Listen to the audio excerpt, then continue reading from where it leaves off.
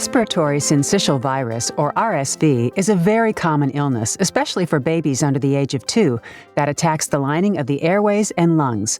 With us today is Dr. Nick Highsmith, Medical Director of Infection Prevention at Le Bonheur Children's Hospital, to share more information about preventing and treating RSV and to let us know what might be best for you and your child during the RSV season. Welcome to you, Dr. Highsmith. Good morning. Thanks for having me. So glad you're here. Let's jump right in. What is RSV? So RSV is respiratory syncytial virus. It's a very common viral infection that really affects all of us. Older individuals don't really have a ton of symptoms, most likely a head cold or runny nose. But where we do see issues is in our younger kids. So kids less than 2 and really kids less than 1 year of age see the most effects from RSV. That's because their airways are so small and RSV attacks the lining of those airways. And it can really lead to difficulty breathing, and it's actually the most common cause of admission in this age group during the fall and winter months. Oh, wow. Okay. And is this RSV season different from others? And if so, how? So it's a little different. Since COVID, we've had a shift in our RSV season in that we didn't really have a good way of knowing when we were going to start to see it. So a couple of years ago, it was in the summer, which really threw us all for a loop. This year, it looks to be another fall and winter season, which is what we saw prior to COVID. It is a few weeks earlier this year, so not terribly different, just a little bit early. Okay. And who exactly is susceptible to RSV? So really kids under 2. So we see the most admissions and the most respiratory illness in kids that are younger than 2. We really see those hospitalizations go up in kids that are under 1 and kids that have underlying medical conditions such as chronic lung disease or any kind of congenital heart disease. We see those kids be admitted with severe symptoms more frequently. And what's the RSV vaccine that just came out? How does it work and who should take it? Right. So this is a really exciting time for RSV. So we have several vaccines that have come out in the last several weeks. So we're really excited about Beyfortus is one of the vaccines that just came out, and that's going to be for kids less than 8 months of age who are entering their first RSV season. And we are really hopeful that that is going to really prevent admissions this year and then really seeing that effect next year as we really get the entire population vaccinated. And that's going to be for all kids. So in the past, we've had a vaccination called Synagis or Palivizumab that's just been for very high-risk kids. But this new vaccine is for everyone, and we're really excited about it. That is great news. So how is Le Bonheur treating RSV patients who come through the doors? Yeah, so most of our kids present in our emergency department first, which is very similar to how it is, across the country. And then they're evaluated for RSV with a quick test. That test also tests for COVID, and then a little bit later, it'll add flu onto that.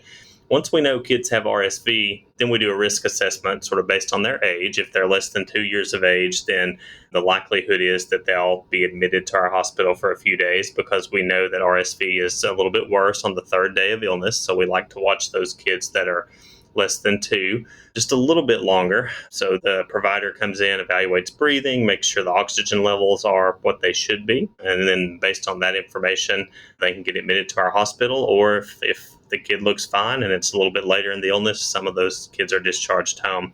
It's a viral illness that we've dealt with for years, for decades. So we have a really good way of treating it, but the new vaccines are really going to hopefully prevent this from even being an issue. Great. Can you tell us a little bit about the Enanta study?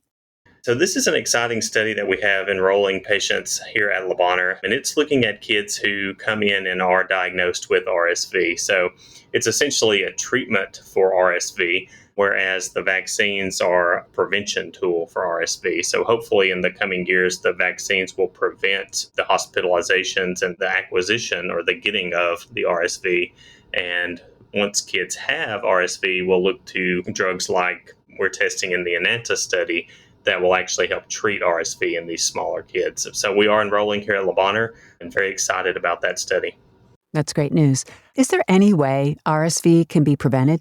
The biggest way are the vaccines. So since COVID, we've talked a lot about vaccines more than we had in the past, which is a little bit unfortunate because we probably should have been talking about them more in the forefront for a really long time. But really, the vaccines prevent the illnesses. That's what we've known about flu and all of our vaccine preventable illnesses that we see in young kids. So that is by far and away the best way to prevent RSV. I think we are in this situation where kids have started back to school, everyone's in daycare. So if your kid is sick or has respiratory symptoms, try to keep them out of daycare. Just a lot of hand washing and cough etiquette and things that we've all become so familiar with over the last several years is probably secondarily the best way to prevent RSV. And what should I do if I think my child has RSV? And how can I tell if it's RSV or another respiratory virus? Great question. So, older kids that are 3, 4, 5, school age kids, this is going to be just a run of the mill cold for the most part. So they're going to have a runny nose, some congestion. Usually a lot of congestion is what we see with RSV. When you get into those smaller kids, those 2 and under, then you're going to start to see a little bit more of the lung involvement. So you're going to see some difficulty breathing. You might see the skin kind of tugging in around the ribs when these young kids take deep breaths. That's going to be the big sign that you probably need to take your child to their primary care physician and let them be evaluated. Almost all primary care physicians have quick tests in their office to test for RSV. So once they're able to do that, they can tell you if it's RSV or not. And if it is, we kind of know what the progression is from there based on the day of illness and that sort of thing. Really, the only other viruses we care about in that setting are flu and COVID. We're not really seeing any flu at all right now, so we're not so worried about that. And then we have those quick tests for COVID in the PCP's offices as well. So I think if you see increased work of breathing in a kid less than 2, have them evaluated by their primary care provider. And that's where everything starts, with primary care. Right. Yes, definitely. They can let you know when they need to make a hospital admission and et cetera, et cetera. So prevention is the key. Well, Dr. Highsmith, thank you so much for talking to us today about RSV and helping us to understand more about RSV and how to treat it. This is the Peds Pod by Le Bonheur Children's Hospital. Please visit lebonheur.org for all your pediatric needs. I'm Deborah Howe. Thanks for listening and have yourself a great day.